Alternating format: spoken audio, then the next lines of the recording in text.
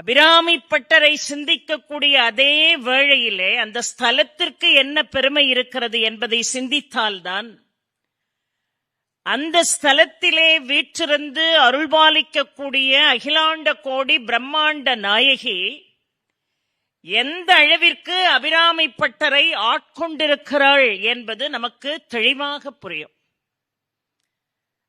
அபிராமி பட்டரை போல அம்பாளை வழிபாடு செய்யக்கூடிய நம் ஒவ்வொருவரையும் அவள் என்ன செய்ய வேண்டும்? ஆட்கொள்ள வேண்டும். அதற்காகத்தான் இந்த நிகழ்வு.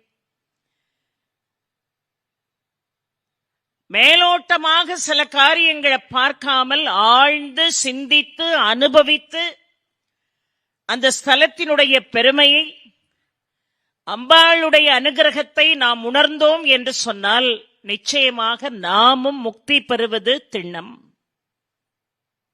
அருமையான ஒரு ஸ்தலம் திருக்கடையூர் என்று நாம் அதை அழைக்கிறோம். திருக்கடவூர் என்றும் அதை அழைக்கிறார்கள். மிக பிரசித்தி பெற்ற அற்புதமான ஒரு ஸ்தலம். அந்த ஸ்தலத்தை சென்று தரிசிக்காதவர்களே இந்த உலகத்திலே இல்லை. அந்த திருக்கடையூர் ஸ்தலத்திற்கு கடபுரி என்று ஒரு பெயர் இருக்கிறது. யமனுடைய பாச கயிற்றிலிருந்து நம்மை கடத்தி காப்பாற்றக்கூடிய ஸ்தலம் என்று பொருள். ஏனென்று சொன்னால் இந்த உலகத்துல ரொம்ப பயமான ஒரு விஷயம் எதுன்னு கேட்டீங்கன்னா மரணம். ஆனா மரணத்திற்கு பிறகுதான் ஒரு மனிதனுக்கு உண்மையான வாழ்க்கை இருக்கிறது. அது இங்கிருந்து சொன்னா புரியாது, மேல போனா தான் புரியும்.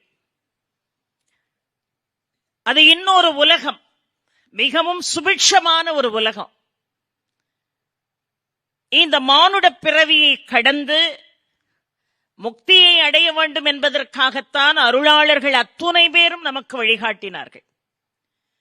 காலன் யமன் என்று சொன்னாலே நம்ம அத்தனை பேருக்கும் பயம். ராத்திரி தூங்குறதுக்கு முன்னாடி அவனை மட்டும் நம்ம நினைக்கிறதே இல்லை. நினைச்சா நம்மளால நிம்மதியா தூங்க முடியாது.